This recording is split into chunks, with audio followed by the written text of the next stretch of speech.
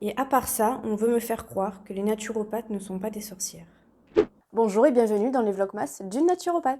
Ces naturopathes te proposent des bourgeons, de te faire des infusions avec telle ou telle plante. Et en fin de consultation, j'ai même tiré une carte. Franchement, je me suis demandé vraiment où je suis tombée. Alors oui, c'est vrai que vu sous cette forme, ça peut faire penser un petit peu à de la sorcellerie, à des trucs très étranges. Mais en fait, pas du tout. C'est vrai que l'on se sert beaucoup des plantes dans notre pratique. Les bourgeons, par exemple, ils sont très utiles pour venir drainer, revitaliser ou même soutenir un organe. Et les infusions aussi de plantes sont très intéressantes. Mais je te rassure, tu ne vas pas être empoisonné. Bien au contraire. Un des grands principes en naturopathie, c'est de chercher les carences et les surcharges, afin que la personne retrouve son juste équilibre, c'est-à-dire son homéostasie. Et les plantes, elles sont super intéressantes pour venir soutenir l'organisme ou l'aider à décharger tout ce qu'il a à décharger. Et on ne fait pas confiance que aux plantes. Il y a d'autres paramètres aussi à prendre en compte et à ajouter, comme par exemple une bonne alimentation, un bon sommeil, une gestion de ses émotions et une bonne activité physique. Le tout bien couplé donne de super résultats. Les deux dernières parties de la consultation sont consacrées au niveau émotionnel et au niveau spirituel. Et là aussi, c'est intéressant parce qu'en dehors du côté physique, on peut trouver aussi quelques causes de la problématique de notre consultant. Et c'est un autre point de vue qui peut être intéressant à déchiffrer. Parce que ce qu'il faut bien comprendre, c'est que parfois nos mots sont reliés à des mots MOTS que l'on n'a pas dit ou à des émotions que l'on n'a pas réussi à faire sortir, à exprimer, à dire. Bien retenir, ton corps émotionnel parle énormément. Au niveau spirituel, si la personne elle est ouverte sur le sujet, bien sûr qu'on va se lâcher et on va y aller. Donc oui, on pourra parler des chakras, on pourra parler des croyances limitantes, on ira sur les techniques de libération émotionnelle. Et si la personne est ouverte vraiment au sujet, on peut lui faire tirer une carte. La carte qui lui fait plaisir. Peu importe, sans réfléchir, hop, elle tire une carte sur un de nos oracles qu'on lui aura proposé. Et bien souvent, cette petite carte, elle correspond exactement à ce que notre personne qui est venue nous consulter vit en ce moment. Et parfois, ça a même une petite résonance avec sa problématique. Je te rassure, on n'est pas Madame Irma, loin de là. C'est juste une continuité de notre consultation et rien n'est obligatoire, encore une fois, on propose et la personne dispose, oui ou non. En naturopathie, on ne se contente pas juste de chercher une cause, mais on va chercher la cause de la cause de la cause. D'où l'intérêt en fait de travailler sur les trois corps, le corps physique, émotionnel et spirituel. C'est tout pour aujourd'hui. Si tu as des questions, n'hésite pas en commentaire ou sur mon compte Instagram qui est juste là. Sur ce, je te dis à la prochaine.